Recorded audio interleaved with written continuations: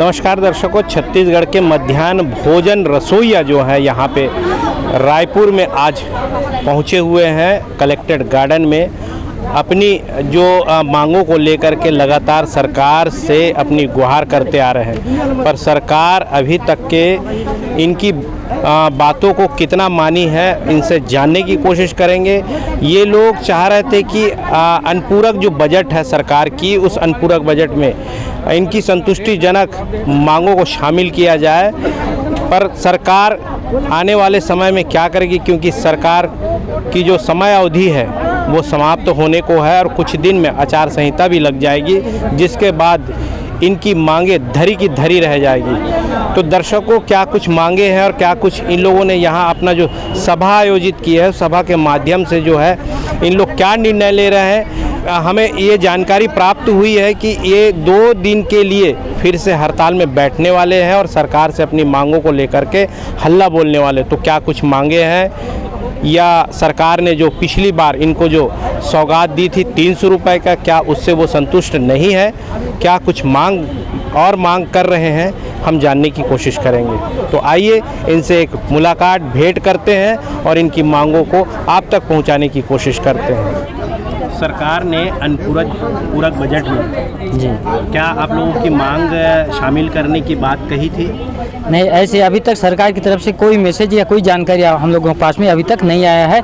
हम सीएम साहब से मिलने के लिए हम लेटर भी हम लिख दें, लेकिन सीएम बंगले से अभी तक हमको कोई जवाब नहीं है मिलने के लिए या अनुपूरक बजट में हमारी मांग को रखने के लिए। आप उम्मीद लगाए बैठे हैं कि अनुपूरक बजट में आपकी शायद मांगों को शामिल किया जाए? जी, हम यही तो उम्मीद लगा के बैठे हैं कि अभी जो बजट में हुआ था उसमें 10 रुपये की वृद्धि हुआ, उसके बावजूद भी हम निराशाजनक हैं। फिर भी हमको एक उम्मीद बना हुआ है कि अभी अनुपूरक बजट में निश्चित रूप से हमको भूपेश काका कुछ न कुछ हमारा जो मानदेय में वृद्धि किया जाएगा बोल के। यदि नहीं करता है तो हम निश्चित है कि अभी 10 और 11 मई को पुनः फिर हम आंदोलन की 11 और 10 और 11 जून को हम आंदोलन करने की तैयारी में हैं। और दूसरी बात यह है कि उसके बावजूद भी नहीं होता है तो हम जो घोषणा पत्र में दिया गया है कि हमारी सरकार आने पर रसोइया को मनरेगा की मजदूरी देंगे बोल के, यदि नहीं होता है तो हम निश्चित है कि हमारी संगठन कोर्ट की दरवाजा आने के लिए तैयार है। और उसी उद्देश्य को लेकर आज प्रदेश स्तर की धरना यहाँ पर बैठक का आयोजित किया गया है। तो कोर्ट में क्या लेकर के जाएंगे आप? सर, हम यही वहाँ जाएंगे, बोलेंगे कि हमको सरकार एक दिन का मतलब हमारी जो मजदूरी है उसमें मात्र 60 रुपये मिलता है, और उसमें घोषणा पत्र में ये दिया गया है कि हमारी सरकार आएगा तो हम रसोइया को मनरेगा की मजदूरी देंगे बोल के। और आज हर व्यक्ति गांव में, शहर में जहां भी आज मजदूरी करता है तो उसको मनरेगा की मजदूरी 221 रुपये मिलता है। अब हम शासकीय प्राथमिक शाला में मध्याह्न भोजन बना रहे हैं तो आज हमको एक दिन का 60 रुपया मजदूरी दिया जा रहा है। तो कहीं ना कहीं हमारे साथ में छलावा किया जा रहा है राज्य सरकार की ओर से। सर, मेरा नाम है रामराज कैसर, छत्तीसगढ़ स्कूल मध्याह्न भोजन रसोइया संयुक्त संघ का प्रदेश अध्यक्ष।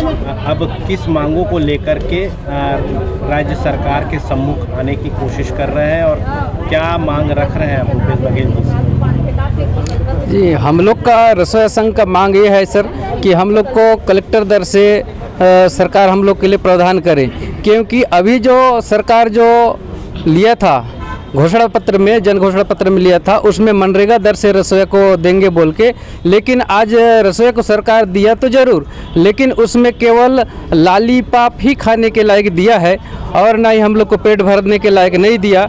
तो इसलिए हम सरकार से यही निवेदन करते हैं कि अभी जो अनुपूरक बजट है उसमें हम लोग की मांग को पूरा करें। हम यही आशा करके आज हम सरकार से निवेदन करते हैं, और अगर इसी आशा से हम लोग अभी आने वाला जो अभी समय है 10-11 जून को 2 दिवसीय हम लोग हड़ताल भी करेंगे। यहाँ आज के जो प्रदेश स्तर का जो बैठक बैठा गया था, इसमें अहम 2 मुद्दे पर हम लोग का चर्चा हुआ है, 2 दिवसीय हड़ताल करने का, और उसमें हड़ताल करने के बावजूद भी शासन हम लोग की मांग पूरा नहीं कर रही है। तो जन घोषणा पत्र में हम लोग को मनरेगा दर से करेंगे बोल के बोला गया था सरकार, तो उसी मुद्दे को लेकर के हम हाई कोर्ट में केस लगाने का हम लोग आज निर्णय लिए हैं आज के बैठक में। ये हम लोग का अहम बैठक हाई है। कोर्ट से याचिका करेंगे कि उन लोगों जो मैनिफेस्टो में घोषणा किया था जी जी वो झूठा किया है। जी, हम लोग से झूठा किया में है। आप हाई कोर्ट में जाके अपनी अपीलनामा करेंगे। जी, ये हम लोग को गुमराह करके भाई आप लोग को मनरेगा दर से करेंगे बोला गया था सरकार के माध्यम से, लेकिन आज हम लोग को बाबा बना करके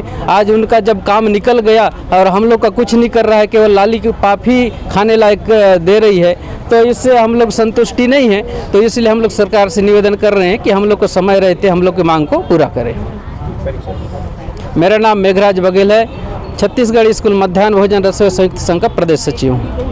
क्या मांग रहे हैं सरकार से? हम लोग का मांग तो वही कलेक्टर द 3 सूत्रीय मांग है सर, और हम लोग ये लिए यहाँ पे बैठे हैं कि हम लोग का आगे हड़ताल का रणनीति है, क्योंकि हम लोग को शासन के आश्वासन पर स्थगित किए थे हड़ताल को, और अब शासन वो सप्लीमेंट्री बजट के बारे में बोला था हम लोग को कि वो सप्लीमेंट्री बजट में आप लोग का सुनवाई होगा, और हम लोग को भरोसा नहीं है सरकार पे, पता नहीं वो हम लोग को भूल जाएंगे, इसीलिए हम लोग उनको याद दिलाने के लिए फिर से हड़ताल करना चाहते हैं। इसीलिए ये बैठक को रखे हैं यहाँ पे, ताकि अपने अपने संभाग में जाके हम लोग हड़ताल करें वो बजट के पहले। राजधानी में नहीं, हाँ राजधानी में भी।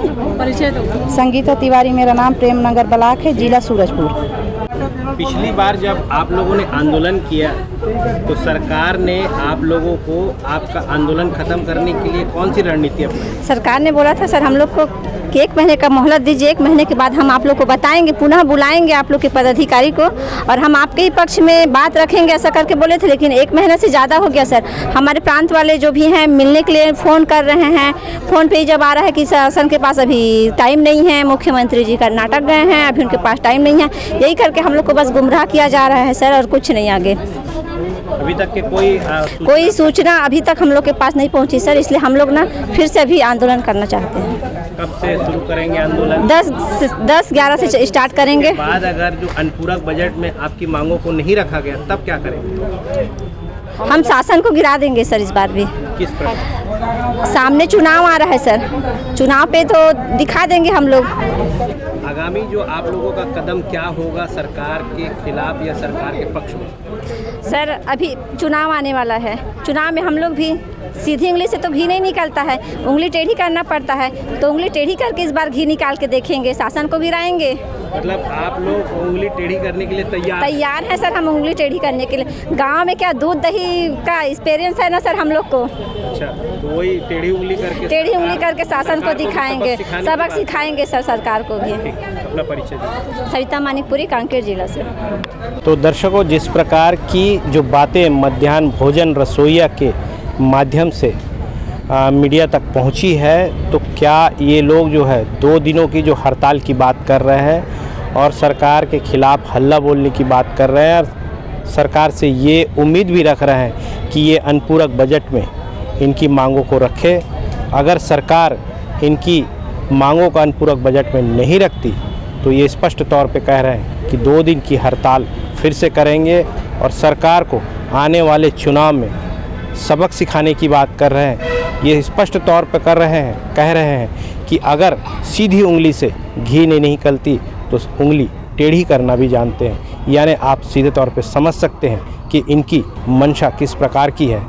ये राज्य के 1 लाख के आसपास के मध्याह्न भोजन रसोइया कर्मचारी है, ये इनका भी परिवार है और ये गांव में खासा अपना पहचान रखते हैं। तो इसके माध्यम से निश्चित रूप से सरकार को प्रभाव पड़ सकता है। तो दर्शकों, सरकार को चाहिए कि इनकी मांगे कोई बहुत ज़्यादा नहीं है, ये छोटी सी जायज़ मांग सरकार के सामने रख रहे हैं और सरकार को इनकी मांगों को निश्चित रूप से मानना चाहिए और अनुपूरक बजट में इनकी मांगों को शामिल करना चाहिए।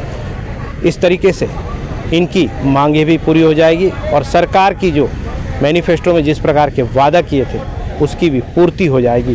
तो दर्शकों, इस प्रकार की खबरों के साथ हमारे साथ बने रहिए, देखते रहिए खास खबर। मैं दीपक मजुमदार और आप देख रहे हैं हल्ला बोल न्यूज़।